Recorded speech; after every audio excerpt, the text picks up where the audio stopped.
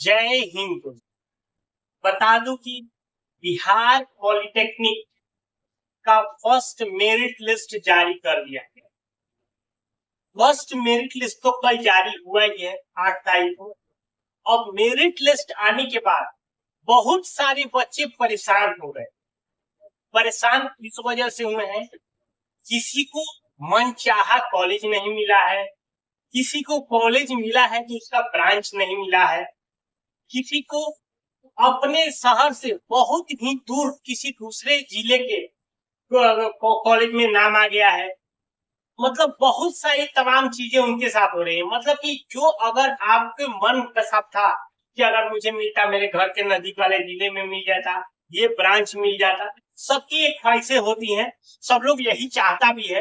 लेकिन जिसका अपने मनपसंद कॉलेज और मनपसंद ब्रांच मिला है उसके लिए तो बहुत ही अच्छी बात है।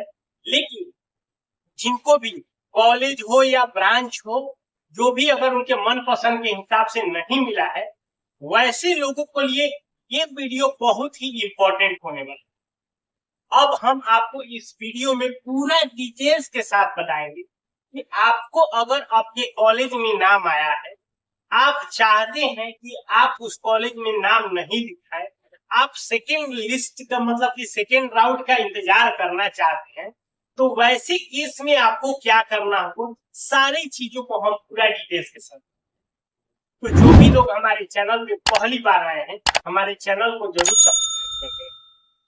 देखिए, अगर मान लीजिए पॉलिटेक्निक की अगर हम बात कर रहे हैं, तो जैसे बिहार के हर एक जिले में पहले से गवर्नमेंट पॉलिटेक्निक कॉलेज था, उसके बाद उसके अंदर बहुत सारे ब्रांच है। सिविल हो गया जो कि आजकल टॉप में डिमांड में है, मैकेनिकल हो गया, ठीक है, इलेक्ट्रिकल हो गया, ये सारे ब्रांचें डिमांड में।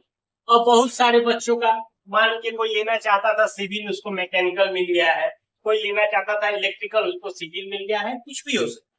या तो अगर मान लीजिए कोई लेना चाहता था गवर्नमेंट कॉलेज डिग्री तो उसको मिल गया है दरभंगा का, तो अब वो क्या करे। तो आपको वैसे परिस्थितियों में बिल्कुल ही नहीं घबराना है। आपके पास एक और मौका होने वाला है, लेकिन वो मौका कौन सा होगा, ध्यान रखिए। मान लीजिए आपको मिलते मिलते 17वां नंबर कॉलेज मिला, जो कि आपको फर्स्ट लिस्ट में मिल गया।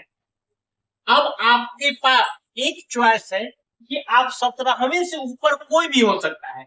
मान लीजिए 17 आपको मिल गया है, 16 भी मिल सकता है, 15 भी मिल सकता है, 5वां भी मिल सकता है, 8वां भी मिल सकता है।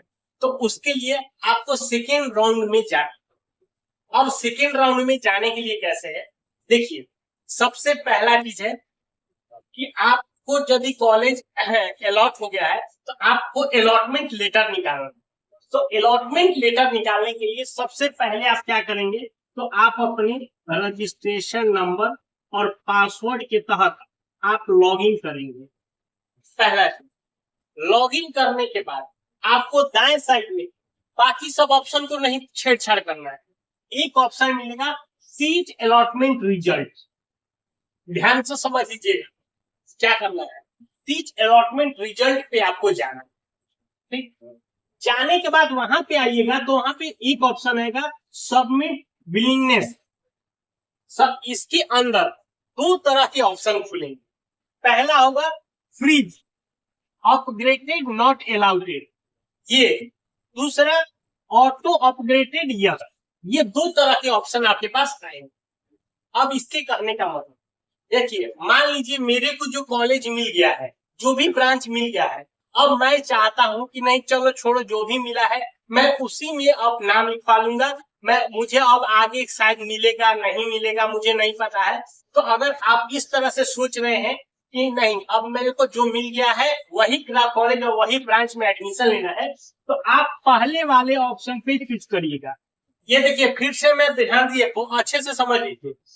जिस बच्चे को कॉलेज और जो भी ब्रांच मिला है, अगर आप उसी में एडमिशन लेना चाहते हैं तो पहले वाले ऑप्शन को टिक करना है और फ्रीज अपग्रेडेड नॉट अलाउड इस पे करेंगे। वहां पे आपको पासवर्ड आएगा, ओटीपी आएगा, और ओटीपी डालने के बाद लास्ट में आपको डाउनलोड सीट अलॉटमेंट रिजल्ट निकालना है। वहां पे जाके आपको एक पेज निकल जाएगा और फिर जाके आपको कॉलेज में डॉक्यूमेंट वेरिफिकेशन 11 से 13 के बीच में आपको डॉक्यूमेंट वेरिफिकेशन और एडमिशन कराने हैं।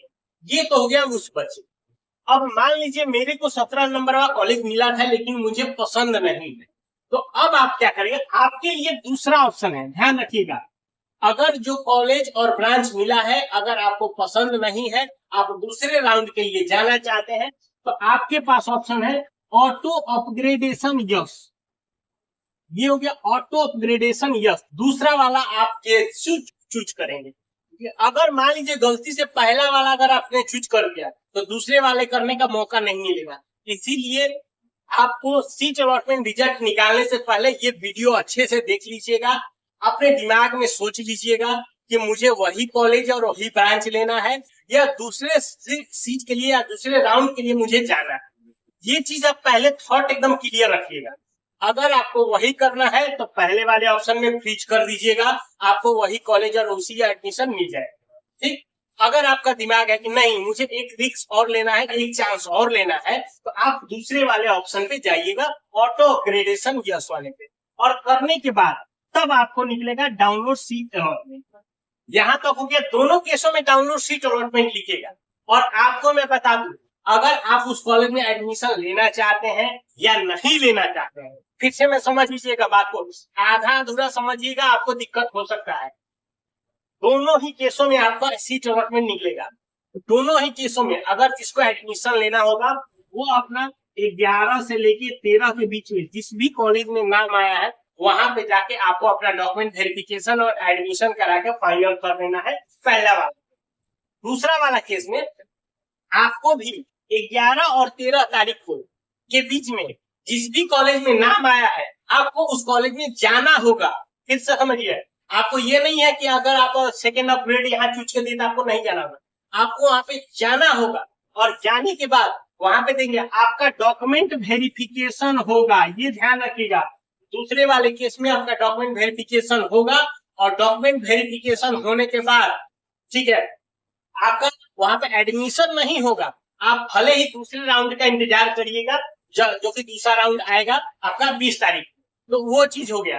लेकिन आपको बता दूं कि आपको डॉक्यूमेंट वेरिफिकेशन और प्रॉपर जो मैंने कल वीडियो बनाया था, अगर नहीं समझ में आ रहा है कि आपको कौन सा डॉक्यूमेंट ले तो वो वीडियो पूरा देख लीजिए। वो पूरा डॉक्यूमेंट लिस्ट लेके जाना है और वहां पे आपका डॉक्यूमेंट वेरिफिकेशन होगा और लेकिन आपका एडमिशन नहीं लिया जाएगा, आपको सीट लॉक नहीं किया जाएगा और दूसरे राउंड के लिए आपको इंतजार करना होगा। तो ये प्रोसेस है पूरा। अगर आप समझ, अगर इसके बावजूद भी अगर कोई कंफ्यूजन है हमें नीचे कमेंट करके जरूर पूछ लीजिए, पीए हिचक, मैं आपको प्रॉपर कमेंट में आपका सारी चीजों को रिप्लाई करके बताऊंगा। ठीक है, मिलते हैं नए वीडियो में, तब तक के लिए।